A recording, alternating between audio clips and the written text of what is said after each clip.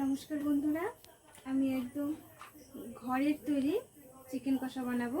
তার জন্য অবশ্যই মাংস তো লাগবেই, আলু, পেঁয়াজ কুচিটা আমি ফোড়নে দেবো। তার জন্য আদা বাটা, এখানে ধনে, জিরে, তেজপাতা এবং শুকনো লঙ্কা একসঙ্গে বেটে নিয়েছি। পেঁয়াজ বাটা, এটা রসুন বাটা, আমি কিছু গোটাও রেখেছি, কাঁচা লঙ্কা চিড়ে রেখেছি, টমেটো, হলুদ, ব্যাস এগুলো। আর লবণ, তেল তো দেবই। এবার একটা জলগুলো চিকেনই ব্যবহার করবো।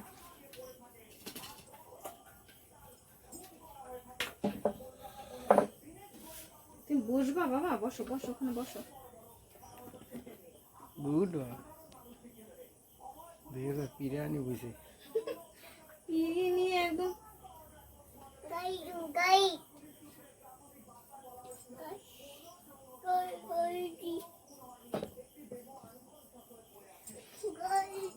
টমেটো কিছুটা দিলাম, রেখে দিলাম।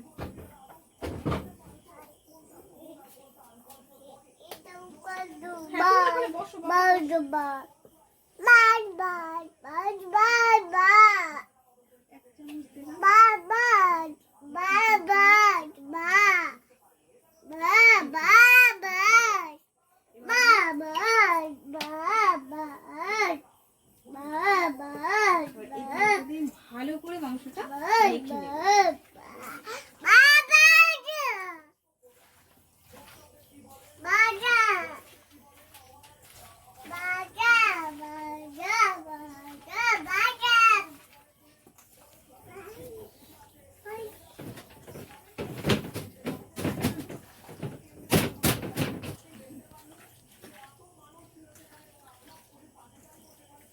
সেটা আমার ভালো করে মাখানো হয়ে গেছে।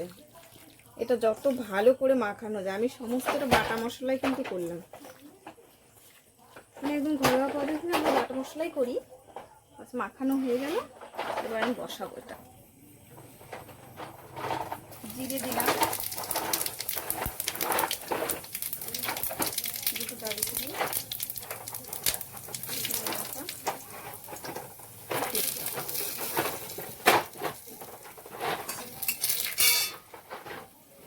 আমি যে পেঁয়াজ কুচিটা রেখেছি সেটা দিয়ে দেবো।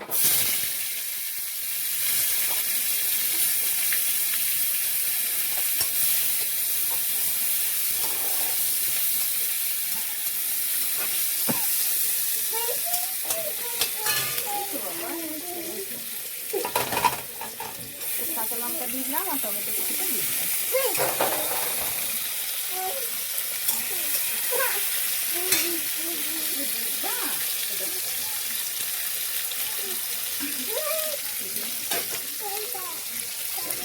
হ্যাঁ, এবার আমার এটা একটু লাল করে ভাজবো।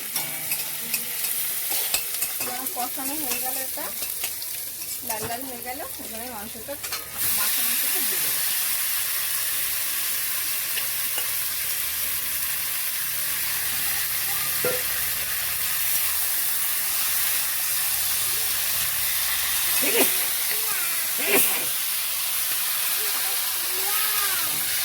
এটা এবার আমি ভালো করে কষাবো।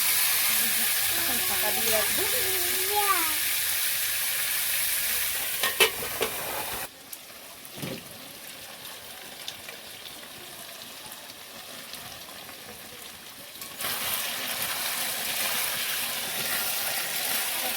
আর একটু কষানো, এটা যত ভালো কষানো হবে এর করে স্বাদটা তত আসবে।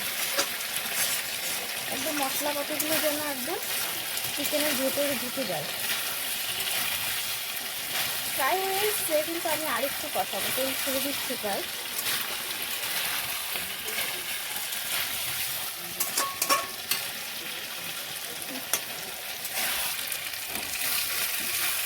বন্ধুরা, আমার ভালো করে কষানো হয়ে গেছে, তেল ছেড়ে দিয়েছি। এবার আমি জলটা দেবো। জলটা একটু কম দেবো, কারণ আমার যেহেতু ভালো করে কষানো হয়ে গেছে, সেদ্ধও হয়ে গেছে। হয়ে গেছে, এবার আমি ঢাকা দিই। হয়ে গেছে, এবার আমি একটু গরম মশলা ব্যবহার করলাম। গরম মশলা দিয়ে আমি একটু চাপা দিয়ে রাখবো, তারপর